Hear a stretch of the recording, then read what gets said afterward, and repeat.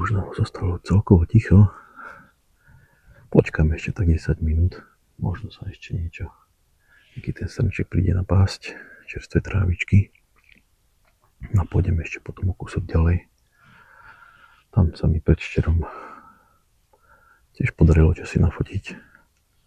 Čo som už nečakal už pri vysokom svetle. Takže ešte sa spolieham na to. No a uvidíme. Takže to je asi taká záverečná bodka za srnčou rujou. Na fotenie zverí veľmi rád využívam toto 3D maskovanie. Aby som pekne splynul s prírodou. Aby ma zvera vlastne čo najmenej videla. A pekne vlastne splynete tuto s pozadím. A máte potom väčšiu šancu nafotiť zver pekne zblízka. Keď o vás vôbec nič netuší. Takže je to pár eurová záležitosť. A zatiaľ sa mi to stále vypláca, takže preto chodím takto zamaskovaný. Vápničku srnce používam od Nordic Predator, kde máte zaručenú istotu, keď je srnča ruja v plnom prúde, že vám srnec príde úplne na blízko.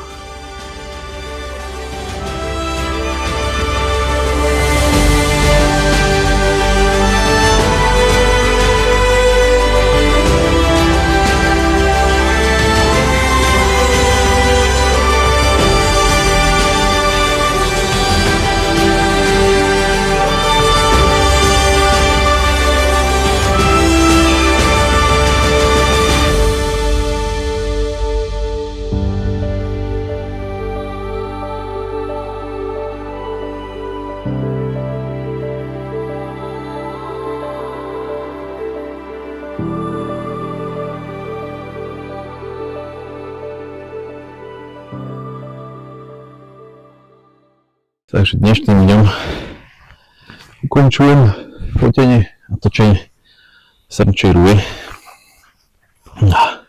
Ďakujem za každú príležitosť pozorovať tieto milé zvieratá. Ako aj včera, aj dnes ten istý párik už má jeden druhého a už nejde vyrušovať. Už sa blíži vlastne koniec srnčej ruje. Takže myslím, že to je definitívny koniec. No a teším sa teraz od septembra na jeleniu rúju. Uvidíme, či sa niečo podarí. Mám nejaké nové miesta.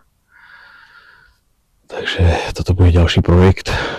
No a verím, že aspoň týmto videom vás trošku inšpirujem na fotenie a točenie našej peknej zvery.